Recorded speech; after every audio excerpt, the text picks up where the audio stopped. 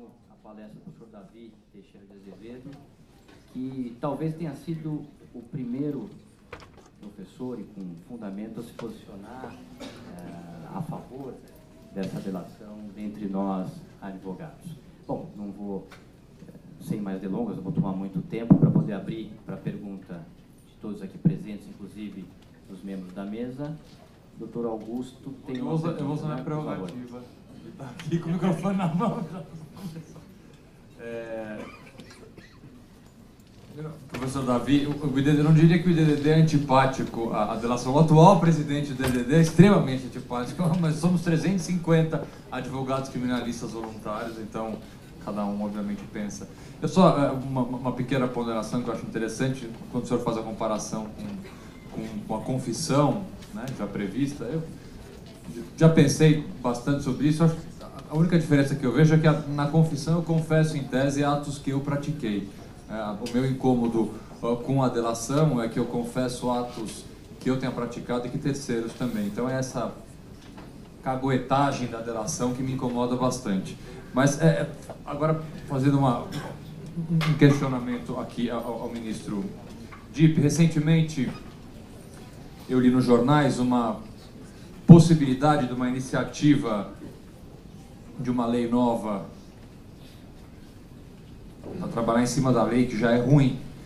Nos Estados Unidos a gente tem essa tendência aqui no país de importar aquilo de pior que algumas legislações trazem. E a lei americana prevê, até, né, enfim, dentro do Instituto da Delação Premiada, ou das barganhas americanas, que o delator ele tenha um benefício financeiro da delação. Então funciona mais ou menos o seguinte: você vai delatar o esquema X, se eu conseguir recuperar 100 milhões de dólares, eu negocio com você 10% desse valor. Então o delator, além dele confessar o próprio crime, caguetar um terceiro, ele ainda vai ficar rico. Ou seja, a delação nos Estados Unidos é um negócio.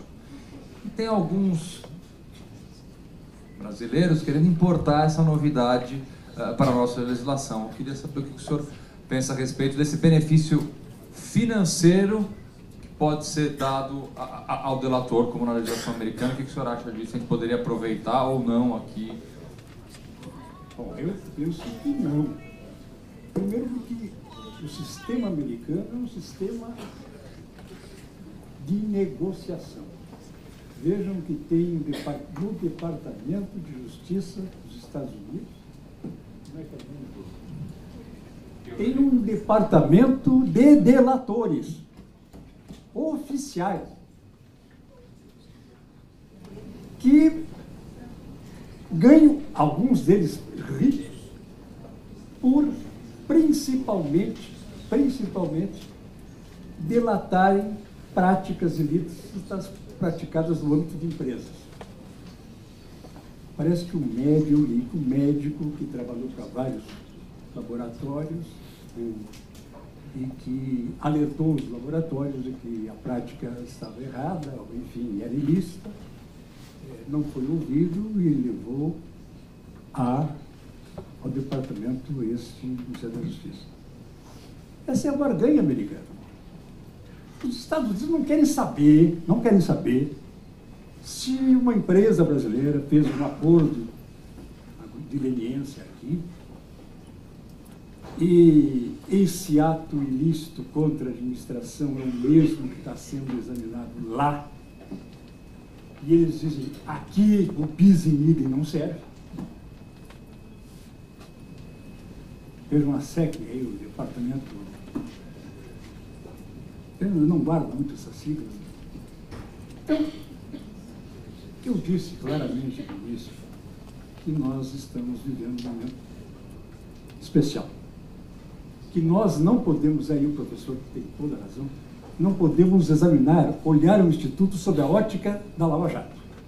Se olharmos sob a ótica da Lava Jato, adeus delação premiada, que é um instituto importante no esclarecimento de crimes graves, gravíssimos,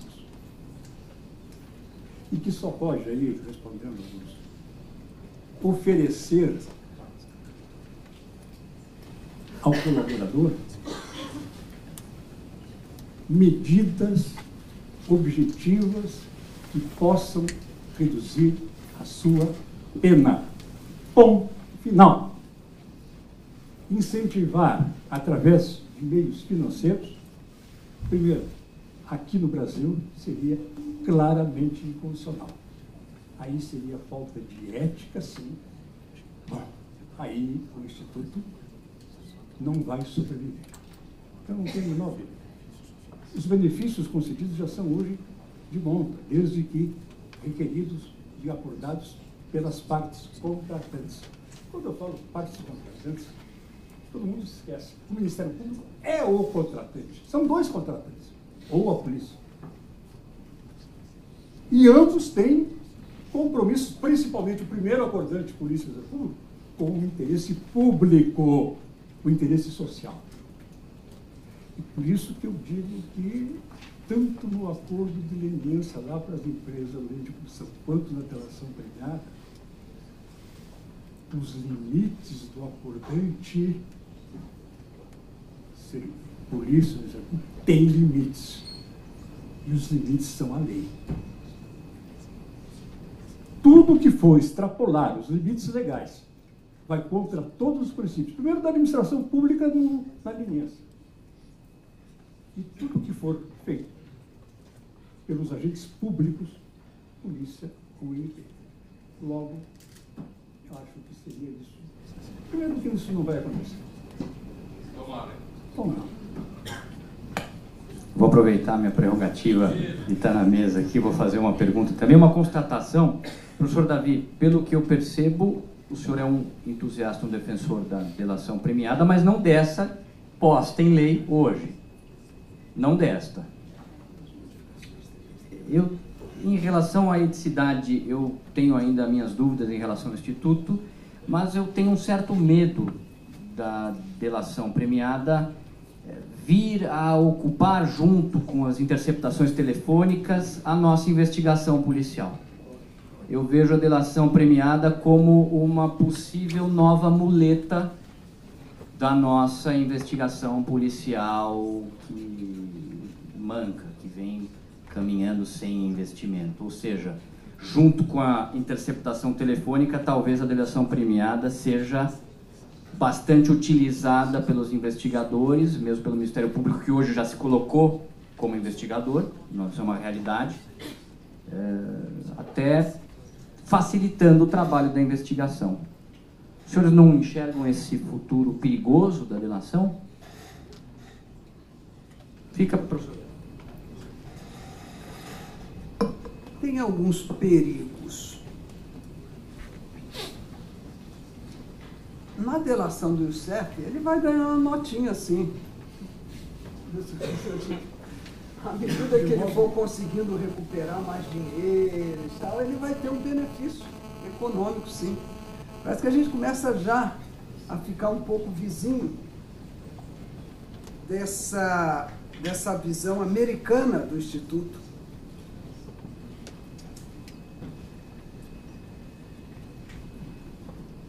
Nós, advogados, criticamos muito a Polícia Federal, principalmente ela, mas a estadual também. Não se investiga a interceptação telefônica, e isto se transforma em principal prova do processo. A autoridade é inerte, o Ministério Público denuncia, ouvem-se eventuais testemunhas e está a prova da interceptação telefônica e etc. A diferença da delação é que a lei diz que nenhuma condenação poderá advir só de delação. O que significa que ela, em si, não é prova. Ela pode servir de meio para obtenção de prova. Mas a indagação, ela sobe um degrau. Então, será que não vai ocorrer só a delação, o trabalho de delação, para serem obtidas outras provas? Eu acho que a pergunta seria mais constrangedora se fosse neste terreno, e eu acho que é.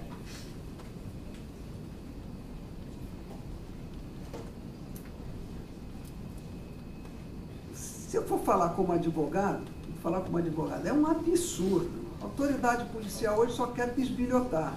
E, na verdade, antes pendurava no pau de arara para pegar a confissão e depois ir atrás das provas.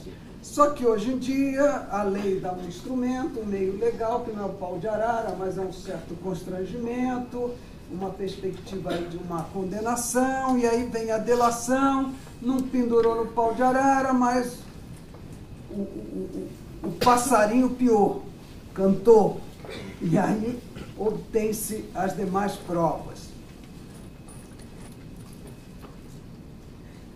Ok, mas eu acho que isso é um desvirtuamento do trabalho policial. E o desvirtuamento do trabalho policial, para mim, não mancha o Instituto. Como não mancha o Instituto, o Ministério Público constranger, a autoridade pública, a autoridade policial constranger, para que haja, constranger o investigado, para que haja a delação. Esse constrangimento fará responder a autoridade pelos crimes. Constrangimento legal. O fato de a defesa utilizar-se a delação, unindo-se assim a autoridade policial ou o Ministério Público, eu acho que não desvirtua o Instituto, não. Não desvirtua o Instituto, não. Mesmo que isso se torne uma prática, ou seja, não que se utilizem meios de constrangimento, mas que a defesa faça a opção com maior regularidade, como faz opção em outras áreas de imputação, crimes tributários, mesmo nos crimes financeiros, 7.492, 8.137, que prevê lá uma delação, uma contribuição.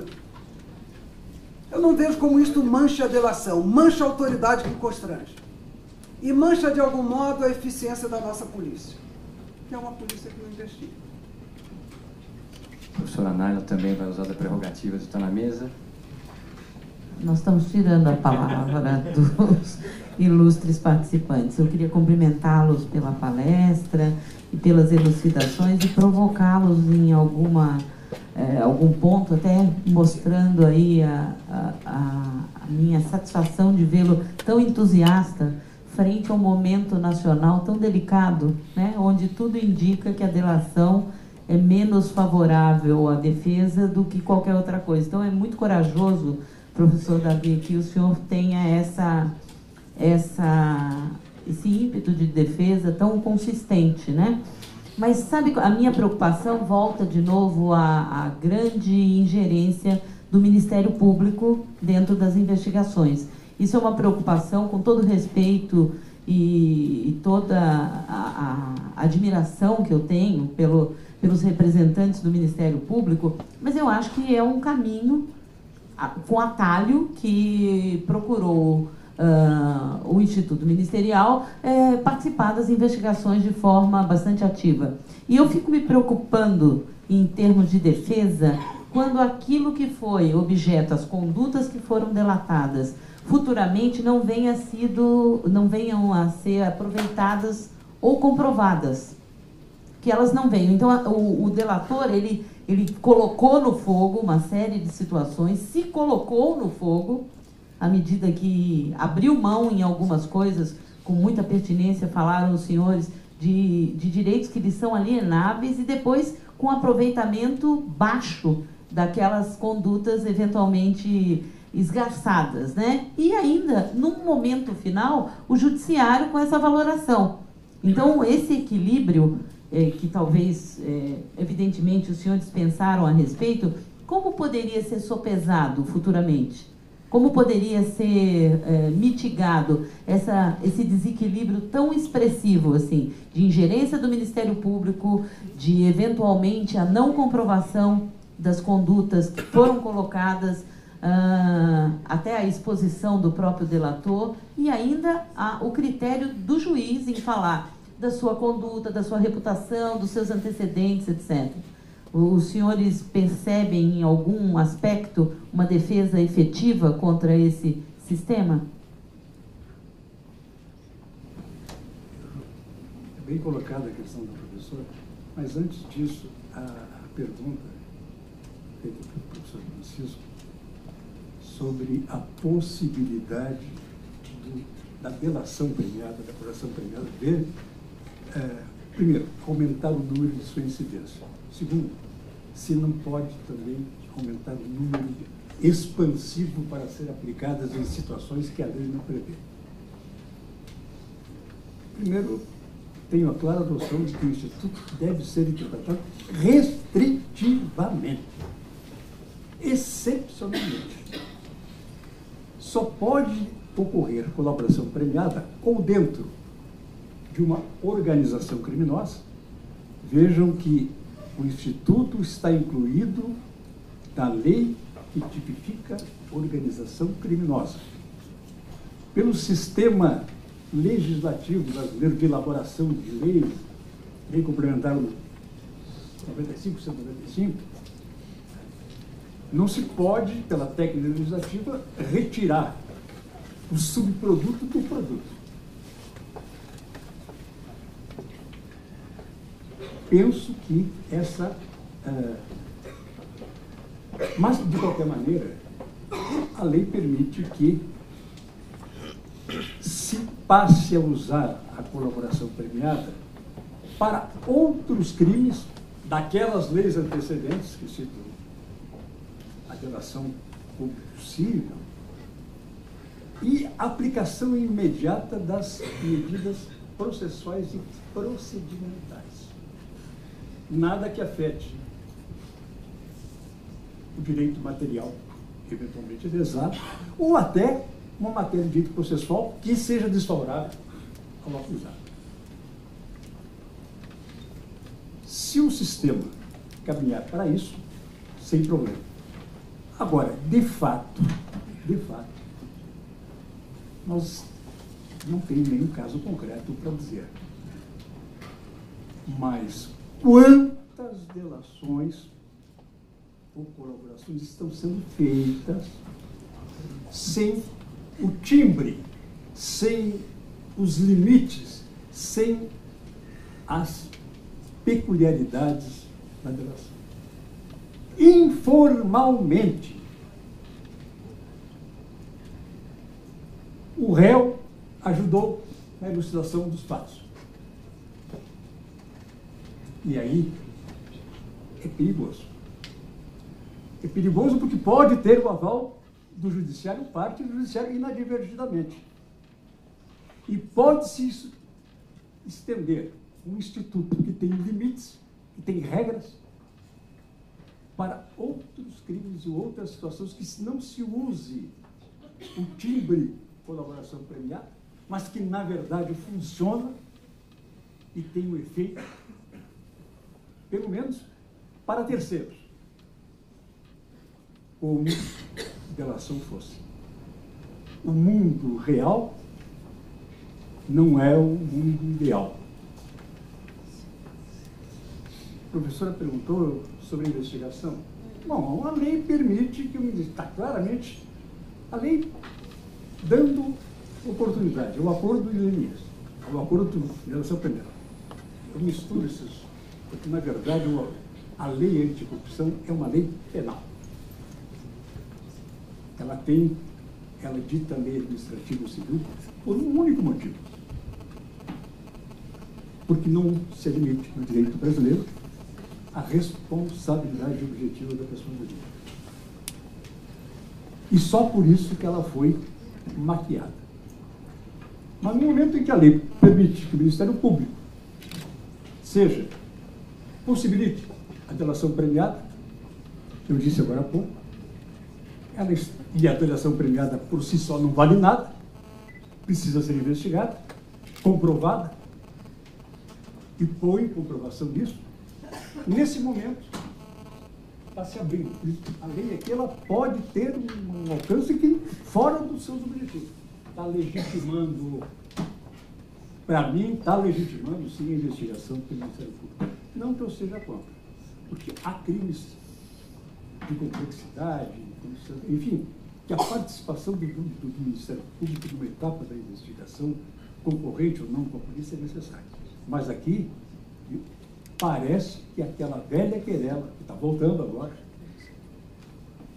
dirime, de certa forma, legitima o MP fazer investigação. pelos termos da lei. E eu não sei qual é o final. A questão do aproveitamento ou comprovação das condutas delatadas, que fica a critério do juiz, porque o indivíduo eventualmente já se posicionou. Veja bem, o professor aqui ele tem razão na boa parte. Mas a lei previu o seguinte: no mundo ideal, que a colaboração, o acordado, um acordo de colaboração, seja examinado pela sua eficácia na sentença condenatória. Ou seja, passa para o judiciário a prerrogativa, de certa forma que foi abdicada, de dizer se o acordo é válido, naqueles termos em que foi proposto, pode ser mitigado. Acho que a intenção da lei foi, de certa forma, deixar para o judiciário, como garantidor, como aplicador da lei, uma espécie de reserva do judiciário. Mas, eu não sei que tipo de manifestação possa vir de uma sentença condenatória, mas eu acho que tem itens de acordo de delação que necessariamente não precisam ser homologados, não precisam ser examinados na sentença condenatória. O professor levantou uma questão muito interessante. Não se tem ainda qual o sentido, qual a eficácia, que tipo de decisão é essa da homologação. É um mero ato formal, objetivo, como de resto o Supremo disse? Eu acho que não. Examinar regularidade, legalidade e voluntariedade, o juiz tem que ler tudo que vier para ele, não vem pouca coisa. Para depois, lá adiante, questionar esses mesmos termos do acordo. Então, há aí um plano de indefinição. É por isso que eu disse, todos nós estamos aqui construindo um novo direito penal, principalmente em face a esses institutos. Que, de certa forma, nós estamos caminhando para a indisponibilidade, para a possibilidade de se negociar amplamente. A indisponibilidade de ação penal pelo Ministério Público fica altamente questionada aqui. É muito mais, isso já houve já com a transação penal, na Lei 9.099, o professor disse. Nós estamos caminhando, talvez, conscientemente ou inconscientemente, para, no processo penal, no direito penal, para uma espécie que não vai chegar do Augusto, mas cada vez mais para uma espécie de transação que possa interessar tanto ao interesse público como à parte. Agora, cuidado, porque essa transação, esse acordo, pode se dar na clandestinidade processual, não clandestinidade, sim. E, portanto, eu acho que a reserva do judiciário para a sentença condenatória é bem intencionada. Se vai funcionar, depende de como a doutrina e a jurisprudência vai se posicionar sobre os requisitos, o conteúdo, a natureza da sentença homologatória em contrapartida ou em frente a uma sentença condenatória, onde aí sim se diz que o juiz poderá entrar no mérito, no conteúdo. Mas ele entrou, certamente, no processo de homologação. Tudo ainda é construção, interpretação. E o papel dos advogados. O IDDD tem um alto papel aqui em começar a discutir esses temas. O professor já está fazendo isso. Aliás, eu quero cumprimentá-lo pela coragem. Eu não tinha visto o professor falar. Além de falar bem, fala com coragem. E olha, 85% do que o senhor falou, eu concordo. Só que eu não estou atuando como advogado eficazmente no processo. Eu não conheço esses detalhes, mas eu ouço falar. Ouço falar. E pior eu ouvir falar do que sentir na carne. Porque a gente nunca sabe se é verdade ou não. Mas a dúvida é pior do que a constatação. Eu vejo que da plateia nós temos uma pergunta do Dr. Leônidas Scholz, nosso conselheiro do IDDD, ilustre advogado, de quem eu agradeço e ressalto a presença. Como o senhor escolher, por favor. Como conselheiro, membro do Conselho Deliberativo do IDDD, cumprimento os integrantes da mesa e parabenizo o ministro Gilson Dipp, meu dileto colega, professor Davi Teixeira de Azevedo. E antes da pergunta propriamente dita e considerada, uma brevíssima consideração. Considerando-se que a tão decantada, a par de malfadada Operação Lava Jato, constitui, sem dúvida, o palco por natureza e excelência do Instituto da Colaboração Premiada, tal qual hoje legalmente contemplado e formatado no Brasil, é impossível discutir o Instituto sem se remeter e se reportar à Lava Jato. E esta minha observação introdutória, eu a formulei porque, até onde me foi dado conhecer, não há um único caso na Operação Lava Jato de colaboração premiada de quem não estivesse preso ou, no mínimo, quando menos, portanto, sob efetiva e séria ameaça de prisão. De modo que o requisito da voluntariedade, que para mim é pouco ante a gravidade, sobretudo das consequências do Instituto, devendo-se exigir espontaneidade, não me parece que, ainda que seja apenas o da voluntariedade, este requisito se faça concretamente presente nessas colaborações. E a pergunta que eu formulo, me preocupa muito esta confusão, é a seguinte: compatibiliza-se com o sistema acusatório de processo penal que a nossa atual legislação procurou imprimir à persecução penal no Brasil, afastando tanto quanto possível o juiz da atividade probatória para preservar os atributos essenciais a um julgamento justo, que é a imparcialidade, a neutralidade, entre outros. Compatibiliza-se com esse sistema e com esse salutar escopo, no âmbito do Instituto da Delação, o fato de o juiz que homologa, e embora formalmente homologar não se revista lá de um significado mais expressivo, substancialmente vincula, sim, o juiz aos termos do acordo, compatibiliza-se com esse sistema residir no mesmo magistrado, na mesma figura que exerce a judicatura, o papel de homologar o acordo, e ao depois de julgar o processo penal à luz dos elementos de convicção e informação obtidos ou produzidos ou recolhidos a partir e por força deste acordo.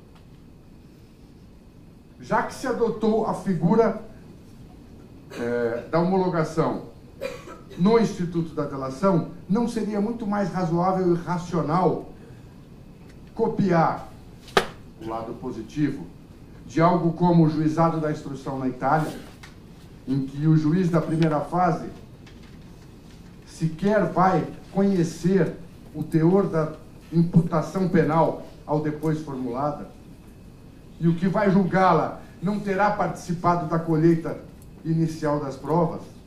Esta confusão entre magistrado que homologa e magistrado que julga compatibiliza-se com o sistema acusatório e com um critério razoável e racional de julgamento justo, reto, neutro e imparcial? É esta a questão. Meu caro Leônidas, diletíssimo amigo, mas com a pergunta parece um inimigo. Leônidas, você tem toda a razão. Você sabe que quem delatou está solto. Ou não foi preso, ou se preso, delator está solto. Quem não delatou, está preso. Logo a delação, logo a prisão para que é? É sempre um silogismo, uma coisa simples. Simples. E um procurador da República, o subprocurador, tem coragem de falar. Justifica-se sim a prisão para a delação. O ministro Zavascki, ainda que pela via do eufemismo, com muita elegância. Com muita elegância. Todos sabem disso. O juiz do TRF sabe, o desembargador, os ministros do STJ sabem, Se você faz um paralelo entre caso Mensalão e Lava Jato, você diz, qual a diferença entre ambos? O seu núcleo econômico, núcleo político, núcleo não sei o quê, é idêntico. Por que eles responderam soltos? E uma vez condenados em definitivo, se apresentaram à cadeia, exceção do Pisolato, todos estão presos, porque não houve durante aquele tempo cautelaridade que justificasse. Todos compareceram à Polícia Federal e à Justiça, todos os presos lá se manifestaram antes do decreto de prisão preventiva, várias vezes para comparecer, todos. Ou seja, o Poder Judiciário sabe que a prisão é para delação, sabe, e usa recursos argumentativos, retóricos, tortuosos, para poder manter. Por quê? Porque existe uma opinião pública mobilizada. E isso exporia o judiciário. Repare que no julgamento do Duque, do habeas corpus do Duque, o ministro Teori havia concedido a liminar. Uma operação, 12, 11, 10, não sei, da Polícia Federal, no caso Lava Jato, estava marcada lá para dezembro, começo de janeiro. Foi marcado o julgamento pelo Supremo do mérito do habeas corpus do Duque. 3 dias antes, o que ele faz? Lança a operação com base em depoimentos de Pedro Baruch, que só chamada de My Way, na criatividade do ilustre esse policial, que ocupa o seu tempo, né? My Way, que é o que o Duque falava, né? E só falando do Renato Duque, emparedando o Supremo Tribunal Federal, esse é o fato. O ministro Teori teve coragem e falou, concedi a liminar, e aqui o fundamento é para garantia da aplicação da lei penal, e a mera suposição de contas no exterior, e mesmo que as haja, não é suficiente para presumir, sem nenhum dado concreto, que a aplicação da lei penal está sob risco prejudicado. Mas o que existe, leiam do excelentíssimo juiz o artigo laudatório Operação Mãos Limpas. O que está acontecendo é ipsis literis et verbis et virgulis, o que ele colocou neste artigo. E ele diz com todas as letras, tem que ser atingido o núcleo político, ele diz com todas as letras, o judiciário tem que trabalhar de par com a imprensa de modo a mobilizar a opinião pública, e ele diz, as prisões se justificam sim neste caminho, e lá na Itália, inclusive, foi cassado o habeas corpus, reformaram a própria Constituição para tirar a garantia do habeas corpus naquela época, né? Justifica-se sim para a atuação exitosa da investigação criminal de um Ministério Público em cujas veias corre o sangue do acusador. Parece que o nosso sistema não tem mais o princípio da imparcialidade que rege a atuação do Ministério Público. Posso arguir suspeição do Ministério Público? Mas ele se põe como investigador, coletor de provas, acusador. É isso que o Ministério Público faz e que o Ministério Público quer, ao arrepio da Constituição, seu texto expresso e seus princípios. Mas entrando na sua pergunta, não foi diversionismo para fugir com medo dela, no que de maligno havia.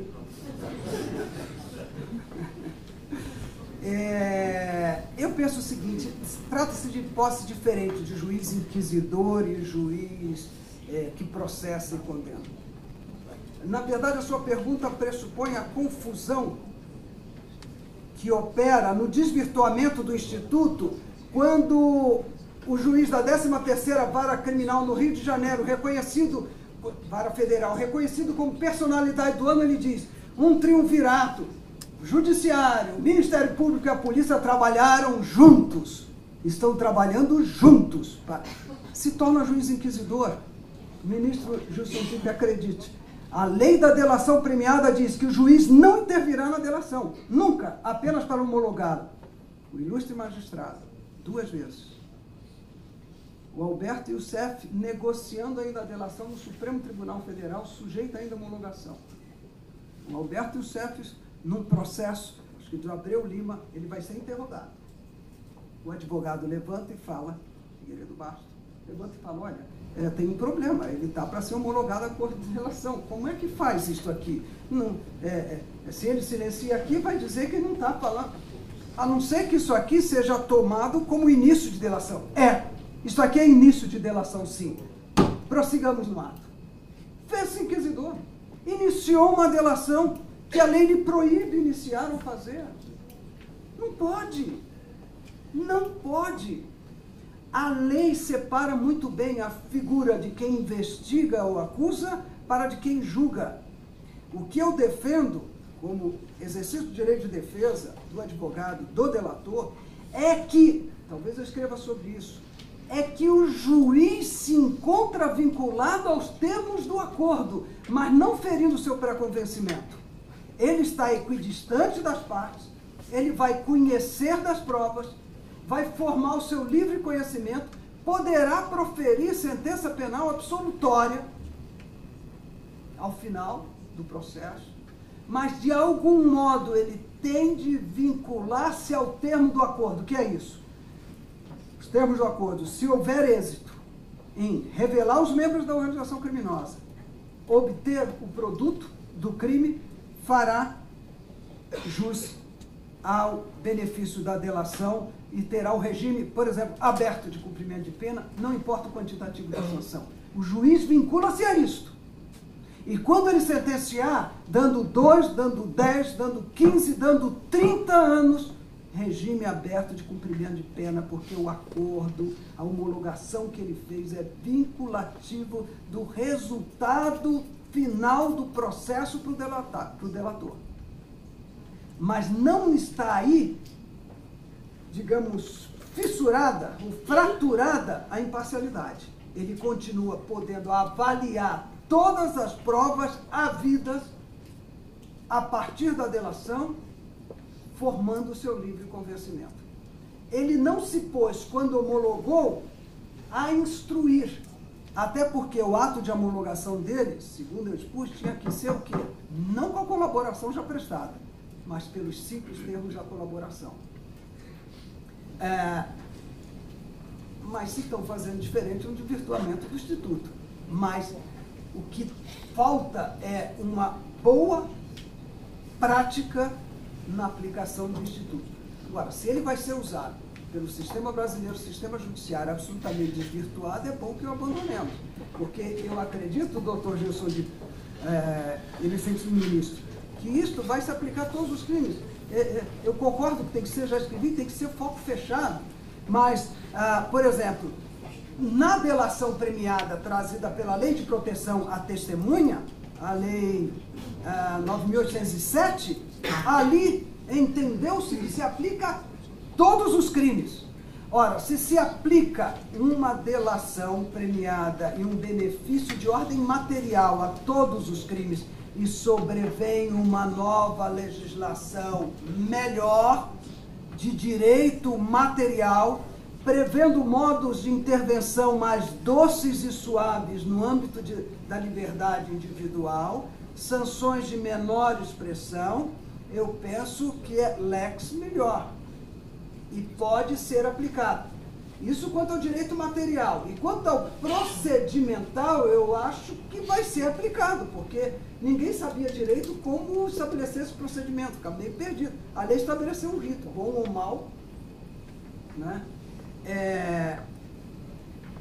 Mas não acho que o juiz se faz inquisidor, não acho que ele se mistura como quem investiga, não acho que ele contamine o seu convencimento, e acho que o magistrado Moro, ele fez uma coisa correta nas sentenças que deu, no sentido que ele aplicou uma sanção independentemente de qualquer delação, de qualquer cor.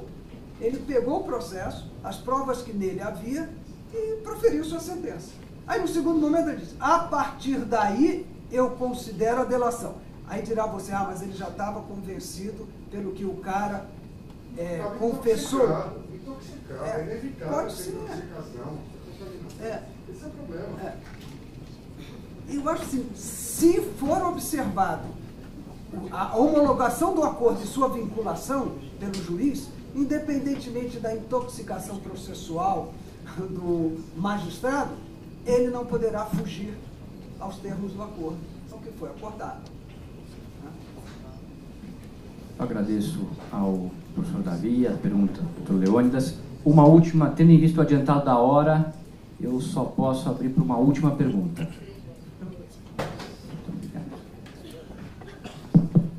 Boa noite a todos. Inicialmente, parabenizar o IDDD. Eu sou membro também do IDDD, mas nunca participei de nada, até pela distância. Meu escritório fica em Recife, não é sempre que eu estou em São Paulo que tenho essa oportunidade.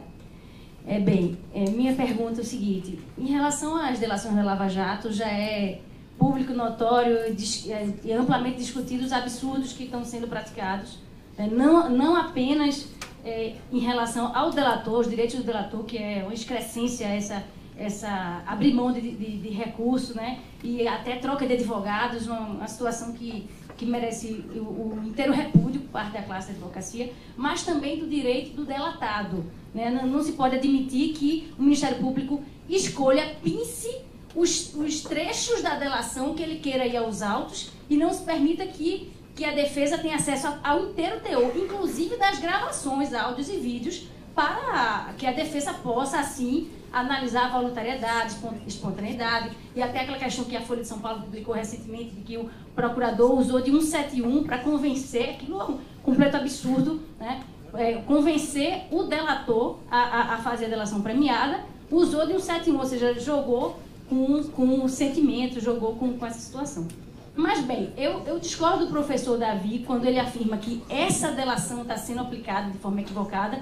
Não é essa delação, são todas as delações, porque ou a gente ainda não aprendeu a fazer delação, ou a delação está sendo posta no Brasil de uma forma absurda e equivocada, né? E eu trago aqui, a minha pergunta tem a ver com esse outro caso, que há uma atuação também por parte do nosso escritório, da delação que ocorreu no Rio Grande do Norte contra 2 desembargadores. Eu tive a oportunidade de atuar na defesa de um desses 2 desembargadores e saiu até no Fantástico o caso do escândalo dos precatórios. E já ali o Ministério Público do Rio Grande do Norte, em 2013, em 2013, ao negociar não só a soltura da delatora, soltura imediata, de lá ela saiu para casa, né?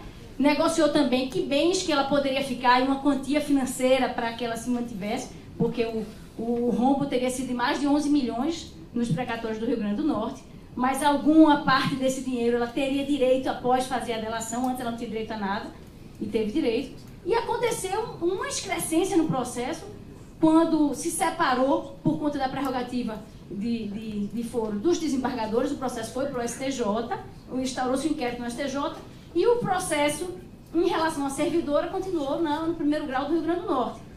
O que é que aconteceu? A sentença do Rio Grande do Norte foi mais rápida, sim, e o Ministério Público chegou na delação a combinar com ela que tentaria o perdão judicial, não era só redução de pena. Chegou ao cúmulo de prometer esse perdão judicial.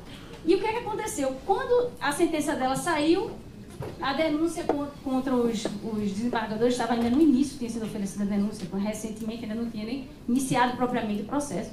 E o juiz de primeiro grau, no Rio Grande do Norte, não aplicou a delação, porque entendeu que não havia elementos suficientes para que se considerasse essa delação dela, no Rio Grande do Norte, no primeiro grau.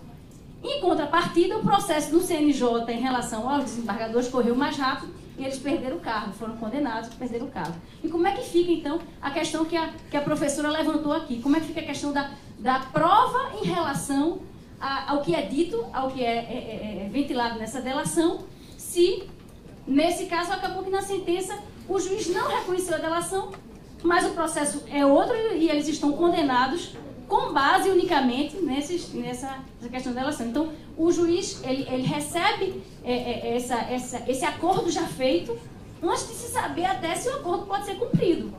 Porque o acordo só vai poder ser cumprido se aquilo que se está delatando é, de fato, comprovado e verificado, né? E aí, voltando à Lava Jato, alguns anos depois, a Lava Jato, isso foi em 2013, a Lava Jato mais recente, se tem já aí julgamentos sociais inúmeros com base nessas delações, que não sabemos se são verdadeiros. Então, a questão que eu coloco a Vossas Excelências é o costume. Aos doutores e também excelências é essa. Como é que fica a questão da prova, da consecução dessa delação em relação à prova dela. E essa situação da diferença da prerrogativa de foro, como é que fica a situação, não especificamente do Rio Grande do Norte, mas uma situação de divisão de processo, no qual outra autoridade vai julgar uma delação que foi homologada ou aceita por um outro juiz. Só uma observação que deixa o professor hoje está entusiasmado. Mas esse é o qual, este problema, primeiro aqui do Almeida Saí. O problema do juiz de instrução, isso aí não é só na delação, isso é qualquer processo penal. E nós temos visto inúmeras sentenças isentas, absolutórias, e mesmo o juiz que fez a instrução é o juiz que proferiu a sentença. Não mudamos o sistema, não há problema, ou ficamos mesmo acreditando na justiça. Todo o teu problema, eu estou aqui. Quando ela falou, eu já senti o sotaque de Pernambuco, que é o mais gostoso do Nordeste. A gente vê, eu tenho vários amigos no Recife, eles mantêm esse sotaque por anos e anos, por resto da vida. Todo o problema diz respeito à conexão probatória e foro especial. Eu não vejo como fatos idênticos, delitos idênticos, praticados por pessoas com o mesmo fim, com o mesmo objetivo, ou vinculados nesses fatos, possam ser julgados numa e noutra instância. Evidentemente que poderá, isso a doutrina sempre fala, poderá haver decisões contraditórias. Esta parece que vai se encaminhar para isso. Foro especial e conexão probatória, me parece que, quando há réu sem foro especial, me parece que são incompatíveis. O Supremo sempre disse que não poderia ficar, o Supremo não pode perder tempo com pessoas que não têm o foro especial, esse jogo do foro comum. No mensalão recuou. Todos os réus, com foro especial ou não, foram julgados pelo mesmo tribunal, bem ou mal. Agora, paralisou o Supremo. Esse processo era muito menor do que o número de envolvidos nessa denominada Operação Lava Jato. Posteriormente, o Supremo viu que não tinha condições materiais, e eu acho que as instâncias superiores não têm a vocação da instrução processual. Não é possível, um colegiado, um juiz é difícil de instruir, um colegiado é impossível. As vaidades, as diferenças, olha, vou dizer que estou criticando isso aí depois que saí da magistratura. Não, isso eu sempre defendi. O Supremo disse, olha, 2 ou 3 acordos de decisões posteriores, volta à posição inicial. O Supremo só julga os réus que têm foro especial. Os demais vão para a segunda instância. O que vai ocorrer? Teu acordo lá está sendo questionado. O STJ ainda não se manifestou, ou já condenou. O CNJ condenou e decretou a perda do cargo, então eles perderam... CNJ? O CNJ. E aí eles perderam a prerrogativa de foro e o processo está iniciando para eles agora no Rio Grande do Norte. Mas já há, em relação ao primeiro processo da delatora, que ela não tinha prerrogativa de foro, já há uma condenação para ela sem reconhecer a delação, qualquer benefício da delação. De qualquer maneira, a situação é tão complexa, é só sobre. Mas pode ocorrer que um acordo de delação feita com juiz, tira a Lava Jato, feita com juiz de primeiro grau, este acordo seja examinado novamente em todas as configurações por um órgão colegiado, que não participou em nada da instrução. Isso é o dessistema do foro especial. E essa complexidade vai acontecer muito. Agora, enquanto perdurasse o sistema que nós estamos questionando. Agradeço a instrução de... Bom, tendo em vista já que estouramos o tempo aqui do nosso bate-papo, Eu agradeço imensamente aos palestrantes por terem aceitado o convite, por terem vindo aqui, por terem feito essas explanações brilhantes sobre a delação premiada, nos feito pensar, trazido críticas, eventuais soluções. Muito obrigado, ministro Gilson Dipp. Muito obrigado, professor Davi Teixeira de Azevedo. Muito obrigado, doutor Augusto Arruda Botelho, por essa parceria aqui conosco da FAAP. Professora Naila, muito obrigado pela ajuda. Em nome, então, e aqui me permito ser diretor do IDDD também, além de professor da FAAP, em nome do Instituto de Defesa, do Direito de Defesa e da Fundação Armando Alves Penteado, eu agradeço a todos os presentes e dou por encerrado esse nosso bate-papo. Muito obrigado.